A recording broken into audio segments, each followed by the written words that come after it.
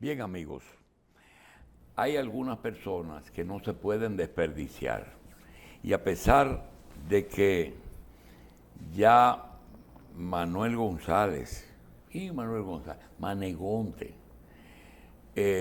una persona de los que ayudó a fundar el Sábado Agropecuario de la revista 110, maneja una serie de temas por razones de experiencia de vida que nosotros no podemos desperdiciar. En este momento nosotros no vamos a hablar de los conflictos que tiene el gobierno de Nicaragua con la iglesia, ni el gobierno de Ortega, porque no hay tiempo, pero él vivió en ese lugar, conoce el origen. Tiene familiares cercanos, creo que tiene un hijo, en Chile, y Chile necesitamos mucha información sobre los fondos de pensiones, cómo se maneja el chileno, cómo hicieron de llevarlo del 100% a un 10%. En Chile se puede hablar también del problema de la presencia de inmigrantes haitianos que el gobierno asumió. Todo eso lo podemos hablar de primera mano con Manegonte. Podemos hablar con Manegonte mucho porque nos mantiene. Señores, Manegonte es, junto con Osiris de León, quizás los dos dominicanos que más nos hablan del medio ambiente y de los problemas meteorológicos, al punto de que se han convertido en prácticamente ad vitam directores de meteorología, pero sería injusto no reconocer la labor de la Oficina Nacional de Meteorología, porque ellos también se amparan en informes que obtienen en ese lugar. De manera que con Manegonte podemos hablar de muchos temas, pero el que nosotros queremos ver, son dos que queremos tratar con él. El primero es el tema del por qué cuando hablamos de política, que él sabe, ¿por qué cuando hablamos de política decimos el presidente Luis Abinader realmente lo que ha gobernado es apenas un año? Porque los 2 primeros años se dedicó a manejar una crisis producida por la pandemia y producida por la guerra de Ucrania. Cuando se habla de la guerra de Ucrania, una vez nos dicen, ¿por qué la guerra de Ucrania afecta los precios del petróleo si Ucrania no es productora de petróleo? Lo que pasa es que la guerra de Ucrania lesionó a Rusia, los europeos pararon el gas natural y muchos han tenido que volver al petróleo, lo que significa que por una demanda aumenta. Pero también te dicen que los precios de algunos productos, como los cereales, el trigo y el maíz, se afectan. Nosotros queremos de primera mano que él, como es el tema principal que él maneja, el tema agropecuario, nos diga por qué una guerra entre dos naciones europeas nos lesiona los precios del trigo y del pan y de la harina. Manegonte. Sí, muy buenas a todos los amigos de la revista. Y yo quiero aclarar algo, doctor. Y de horas extra. Y de horas extra. Eso va para horas verdad, horas extra. Sí. Pues mire, lo primero, no es un hijo que tengo en Chile, 3. Tengo 2 hijos varones y una hija hembra. Bien. Eso es lo primero. Y tengo 2 hermosas nietas también. Una nieta allá y otro nieto en Chile. Y también una nieta que es ucraniana, que vive en Estados Unidos. ¿Usted no sabía eso, doctor? Tú has repoblado el mundo, ¿eh? No, mi hijo Jean-Louis tiene una hija que se llama Emma Paulina. Una niña preciosa. Sí, bellísima. Un día de esto vamos a mandar otra foto. Siempre hablamos de ella. Pues mire, doctor, y tengo Millaray en Chile y Amillo, mi otro nieto, también en Temuco, en la parte sur. Pero de eso yo voy a consultar con mis hijos. Yo tengo un hijo que trabaja en esa área, ¿ya? que es Manuel Emilio, el segundo, y tengo otro hijo que trabaja en arte de artesanía, y una hembra que está en asuntos de derecho y de abogacía. Pero yo quiero decirle lo siguiente, doctor. Lo primero, el contexto de Ucrania, de la guerra. Primero, la guerra tiene 15 años, doctor. O sea, 15 años no, 9 años, doctor, tiene la guerra realmente. No 2 años. No. Es que lo que pasa es que la invasión sí tiene 18 meses. Cumplió el 24, la invasión rusa. O sea, porque fue una invasión. Pero la guerra empezó a partir del 2014-2015. Eso es lo primero. Lo segundo, muy bueno que usted me haya hecho esa pregunta, porque hay gente que vive y se dedica a la especulación. Y específicamente en el caso de los granos. Mire, actualmente, producto de la Revolución Verde, gracias a la Revolución Verde y a esa gran incorporación de tecnología en el campo, no existe deficiencia de granos en el mundo. No existe, absolutamente. Lo que sí puede existir es que falte dinero para comprarlo en algunos países, en algunos lugares. Eso es lo primero. Se produce más, per cápita, más de 300 kilos por persona. O sea, estoy hablando de más de 600, o sea, casi 700 libras por persona se produce de grano. Entonces, se utilizan los mecanismos para incidir en los precios de asustar. En este caso, el caso de Ucrania. Por ejemplo, el caso de Ucrania y el caso de Rusia. Y no solamente el caso de Ucrania y el caso de Rusia, porque no solamente podemos verlo en el contexto de ambos países, sino que ambos países embarcan por un mar que se llama el Mar Negro. Ambos países embarcan, uno por un puerto que se llama Novorossiysk, que es Rusia, y otro que embarca por la zona de Odessa, que es Ucrania. Pero todos esos barcos tienen que pasar por un lugar que se llama el Estrecho del Bósforo. Tienen que pasar ¿por dónde? Por Estambul. Por lo que se llamaba Turquía. Lo que se llamaba Constantinopla. Entonces, todos esos granos tienen que pasar por ahí. Si eso se cierra, ahí sí puede haber problemas porque puede haber... ¿Esos granos dónde se producen? Se producen primeramente, en las grandes estepas tanto de Rusia como de Ucrania. Ah, en los dos. En los dos, no. En los dos lugares se produce grano, se produce trigo. El caso de Ucrania se metió en la onda del maíz, que fue correcta. La onda del maíz que vino con Khrushchev a finales de los 50, principios de los 60, y en Rusia eso fue lo que ocasionó la caída de Khrushchev, doctor. No sé si usted se acordará que Khrushchev cayó en el año 64, lo tumbaron, lo quitaron de ahí, porque él decidió, así por una ocurrencia, porque le encantó el maíz de Estados Unidos, sembrar maíz hasta en Moscú. Ok, dijiste algo, te voy a interrumpir. Sí, tranquilo, doctor. Dijiste algo y es que escasez de producción no hay. No hay, absolutamente. Lo que puede hacer es escasez de comercialización. Entonces, te quiero preguntar, si esas dos naciones que tienen muchísimas cosas en común y que hoy nosotros no la vamos a tratar, pero yo quiero comprometer a Manegonte de que a veces esa guerra se hace difícil porque hay personas en Ucrania que son más rusos que los rusos y personas en Rusia que son más ucranianos. Sí. Entonces, este es otro fenómeno, pero me está diciendo que los granos, maíz y sobre todo el trigo, se producen los dos. Pero hay otro producto que son abonos. El girasol también. Y yo quiero que tú nos digas, ¿qué incidencia tiene el control que tiene Erdogan en Turquía con el estrecho? Es decir, que ahí pasa lo que ellos quieren. No, ¿qué es lo que ellos, cuál es el jueguito? Erdogan tiene la llave de paso.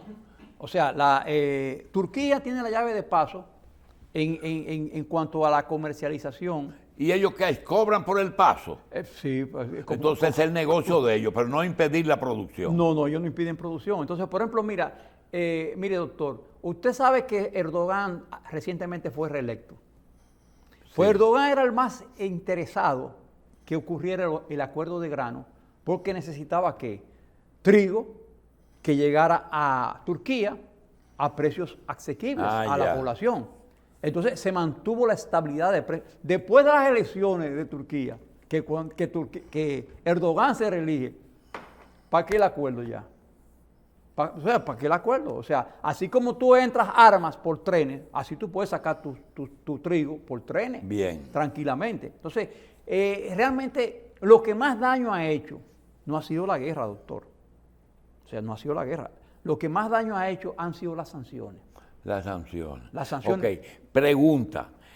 Abonos y harina y el mismo petróleo. Coge uno por uno y dinos, ¿por qué nos han afectado un poco a nosotros? Bueno, mire, en el caso de los abonos subieron antes de ¿De la dónde guerra. vienen? Bueno, depende. Hay una gran parte que se produce en Rusia, otra parte, pero muy poquito en Bielorrusia se produce. Escúcheme, Bielorrusia es la potencia número 1 en potasio. Ah, ya. ¿Ya? Y hubo sanciones, porque no fue que no se produjera, sino las sanciones que se le hicieron a Lukashenko y a Bielorrusia y el impedimento de salida por los puertos del Báltico, de los países del Báltico, Estonia, Lituania y Lituania. El hecho de tú impedir que porque Bielorrusia es un país mediterráneo, o sea, no mediterráneo, sino que no tiene salida al mar. Entonces, el tú impedir, tú encareces los costos. Entonces, por el un transporte. momentito. El norte es Lituania, Estonia y los tres bálticos. Sí, Y abajo es Crimea con... No. Vamos a hacer, hagamos un mapa mental. Sí. O sea, ahí está Kaliningrado, que era lo que anteriormente era la Prusia Oriental, que anteriormente pertenecía a Pues Prusia. yo estoy viendo que Rusia no tiene salida a los mares.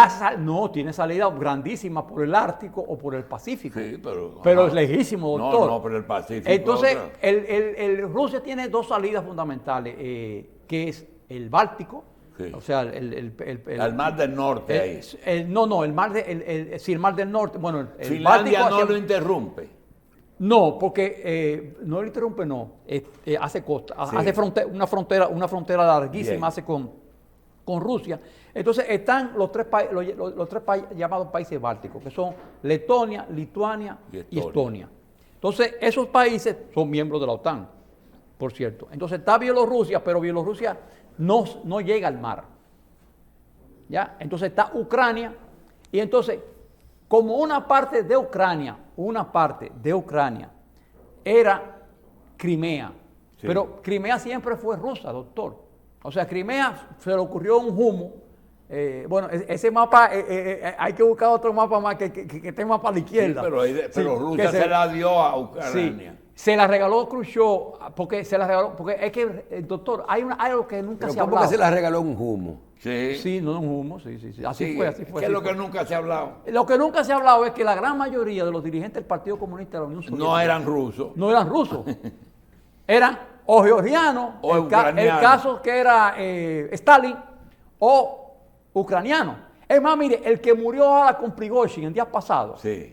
Dmitry Utkin, Sí. que nosotros lo mencionamos y todo el mundo decía, ¿quién es ese tipo? Ese era el jefe realmente. Pues él era ucraniano, él era nacido en Ucrania. El caso de Shoigu, el inecto, porque ese tipo es un inecto, el jefe Ucraniano. es ucraniano también, o sea. Sí, pero háblanos de la comida. Entonces, está bien, doctor. Entonces, ¿qué ocurre?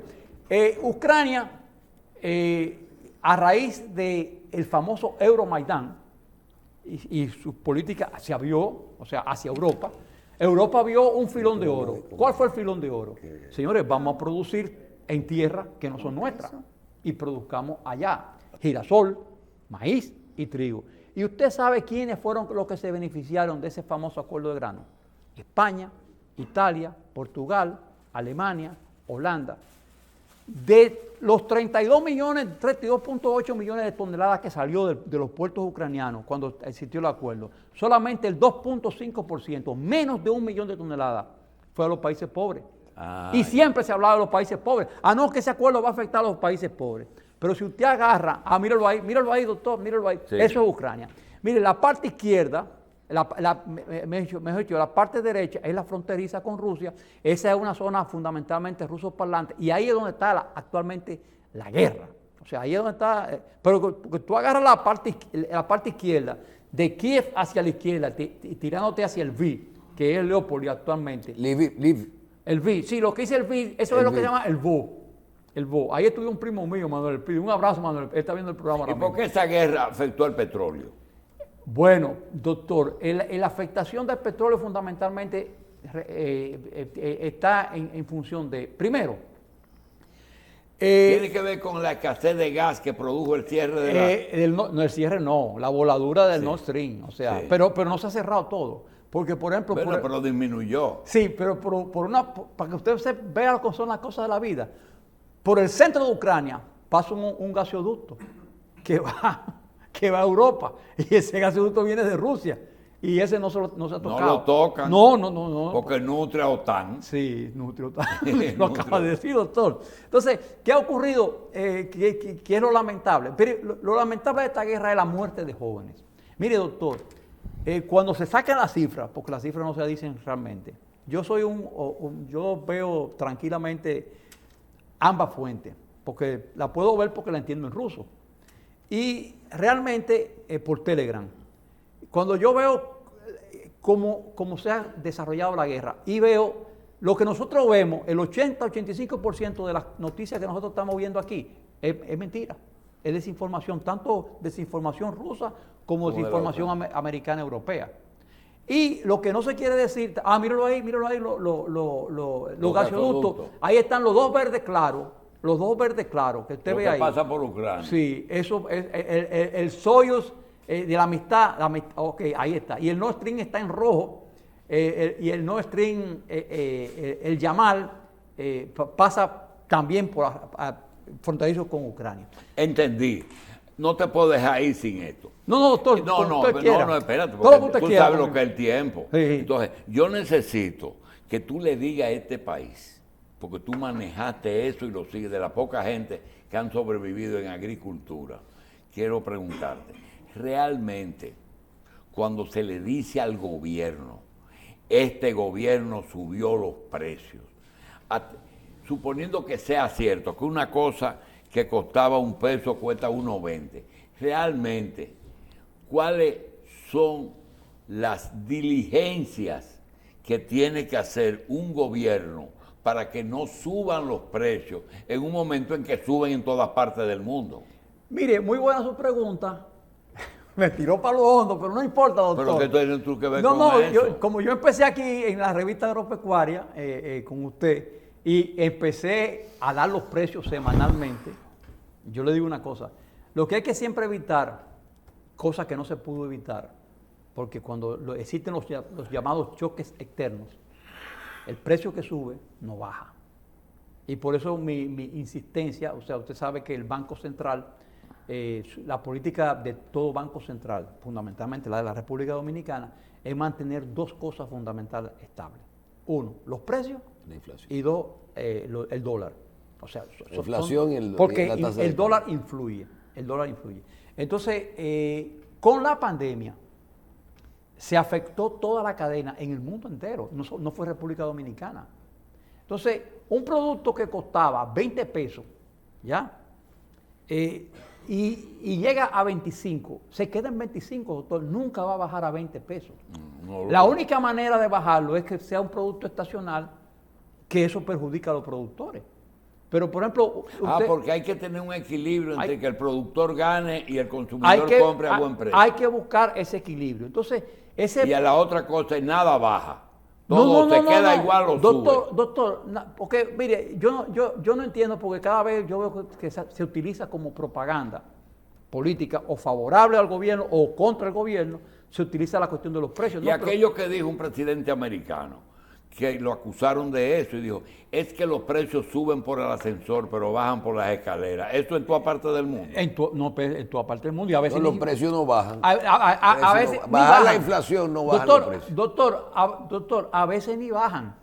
Y usted lo puede agarrar, yo puedo agarrar. Ni por la escalera bajan. No, ni por la escalera bajan. Entonces, yo digo que eso se utiliza mucho en política, pero si usted quiere decir, bueno, yo le voy a decir una cosa. Cuando Trujillo costaba un huevo medio centavo. ¿Ya? Cuando Trujillo, la libra de pollo costaba 10 centavos. Bueno, era la más cara de las carnes.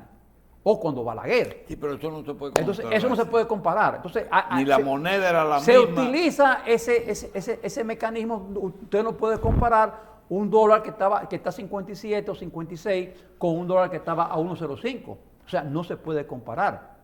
Entonces, se utiliza mucho eso. Ahora, yo le digo una cosa, doctor. Precio que sube, no baja. Nunca baja. O sea, no baja. O sea, el que diga que va a bajar, no, eso no. Y lo podemos sacar tranquilamente. Ahora, ¿qué sí puede bajar? Los commodities, las materias primas, pero bajan hasta cierto nivel. ¿Ya? Los fertilizantes, por igual. Por ejemplo, aquí hubo una política de choque que no lo había hecho nadie. Y yo quiero decirlo tranquilamente.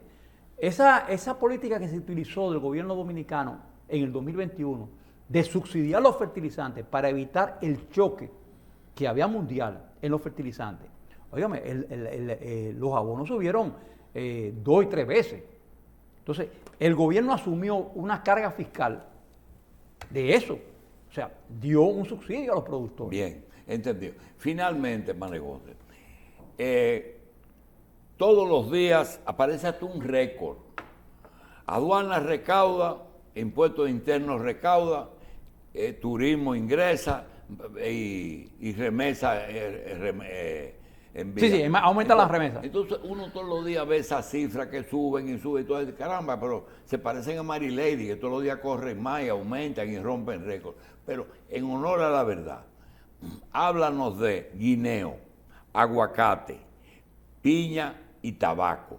Esos renglones tienen una importancia, y ahora sábila que me dijo él, sí. esos tienen un volumen suficiente para hablar de que hay que proteger esa producción.